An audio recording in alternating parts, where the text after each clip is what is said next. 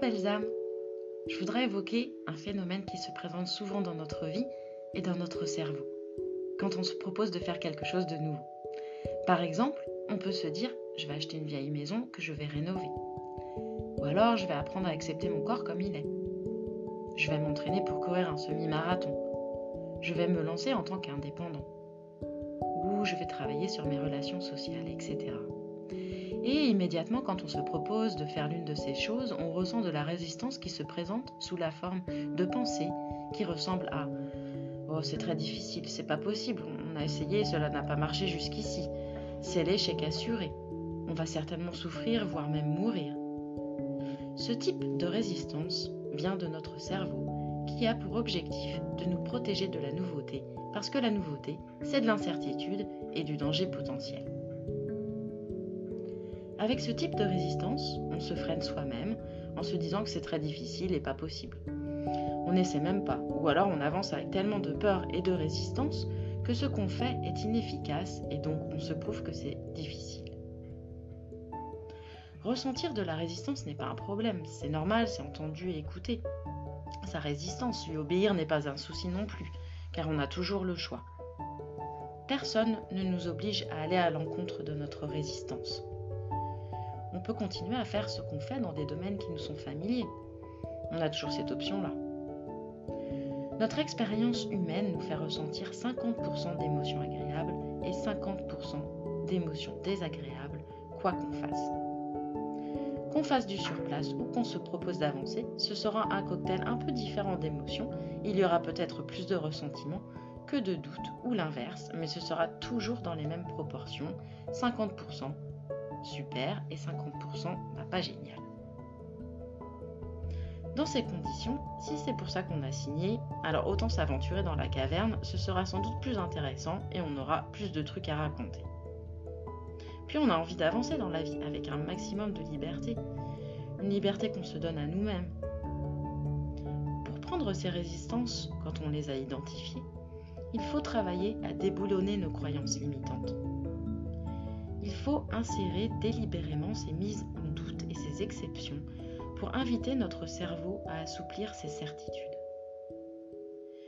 Faire des fissures dans ces certitudes pour qu'elles cessent d'exister. Une bonne façon d'insérer des mises en doute et des exceptions dans nos certitudes, c'est d'utiliser la notion d'expansion. Comment avancer dans la vie en créant exactement l'expansion qu'on veut pour nous-mêmes ? Dans ce contexte, on peut rencontrer des gens qui activent notre expansion à nous-mêmes. C'est quelqu'un qui nous donne la possibilité d'étendre ce qui est du domaine du possible, qui incarne quelque chose que l'on veut pour nous-mêmes et qui nous paraît assez inaccessible. Ce qu'incarne cette personne, c'est quelque chose de tangible, ou alors dans la manière d'être avec elle-même, son couple ou sa profession. Alors un outil qui est intéressant, c'est d'être attentif quand il y a une personne qui vient à notre connaissance, soit en personne ou en interne, et noter ce qui nous attire chez elle, et reconnaître ce qui nous fait nous arrêter, et se dire « Ah, il y a quelque chose pour moi chez elle ». Quand on remarque cette personne, cet intérêt, et quand on est attentif à elle, alors au lieu d'envier cette personne, de se désespérer qu'elle soit arrivée là où elle en est, utiliser son exemple pour nous sentir encore plus nuls ou plus en retard. L'enjeu ici est de nous remettre sur notre chemin de vie en se disant que c'est une excellente nouvelle car cette personne y est arrivée, que c'est un être humain et que comme moi, je suis un être humain, alors c'est aussi possible pour moi. Et cette personne n'est pas mieux que moi, pas plus de valeur dans le monde ou chanceuse. Elle est juste un peu plus loin sur un chemin de vie que j'ai moi-même envie d'emprunter. Ainsi la question est, que puis-je apprendre de son expérience qui m'éclaira sur mon propre chemin ? Là, on peut entreprendre une démarche active sur cette personne, connaître ses difficultés, apprendre sur ses obstacles qu'elle a rencontrés, les ressources qui l'ont aidée. Et cette personne peut être quelqu'un qui peut être ce que vous voulez faire ou transposer dans un domaine tout autre sans se sentir en compétition. L'objectif est de nourrir notre esprit de différents éléments qui vont rendre possible et vivant l'expérience, notre projet, et donner du poids et se dire oui, c'est possible et réalisable. Avec Internet, on a vraiment accès à différents profils, histoires de personnes. Mais à chaque fois que vous vous intéressez à une personne qui vous fait envie, votre cerveau va commencer à pointer toutes les différences entre votre parcours, toutes les raisons que cela a été possible pour elle et pas pour vous, tout ce qui vous manque, tout le travail qui vous reste à accomplir et à quel point ça va être long et difficile. Notre cerveau met en place tous les mécanismes qu'il peut pour nous décourager, nous convaincre que c'est une très mauvaise idée et qu'on ferait mieux de laisser tomber tout de suite. Notre mission, si on a envie d'avancer, est de diriger délibérément notre réflexion, en se demandant comment est-ce que ça pourrait marcher pour moi. Comment puis-je transposer certains éléments de son parcours dans le mien?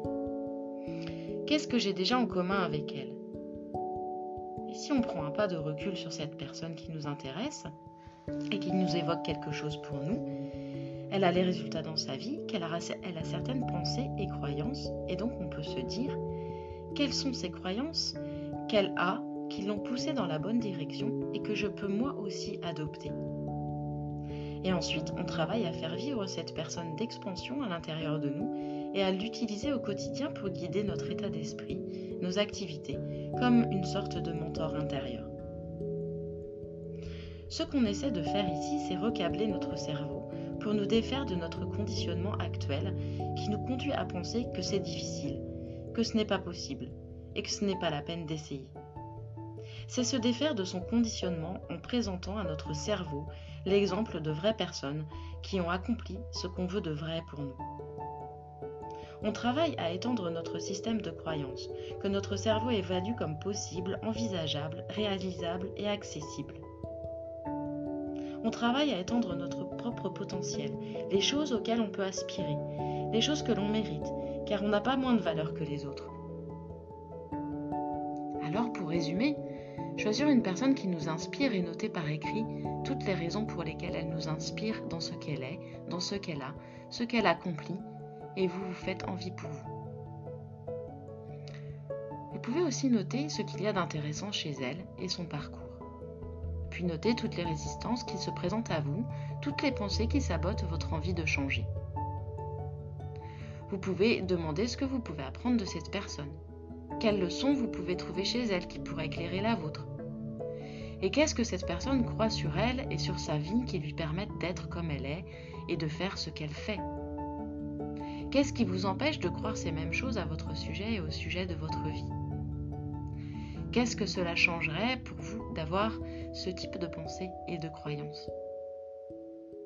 Alors, belles âmes, réfléchissez à tout cela pour travailler sur vous, grâce aussi aux autres et non contre les autres, car nous sommes tous des sources d'inspiration. Il faut voir nos rapports avec et non contre tous, car au contraire, chaque individu a tant à partager, tant à inspirer. Alors si vous voulez vous abonner à ma newsletter, voici l'adresse http://bit.ly/323wgcb. Si vous voulez vous ressourcer, travailler sur vous, vos blessures et nous retrouver sur le groupe Facebook Inde, les clés du bonheur. Et si vous voulez vous évader en voyageant physiquement et spirituellement, rendez-vous sur la page Facebook Inde, le voyage authentique. À bientôt, belles âmes.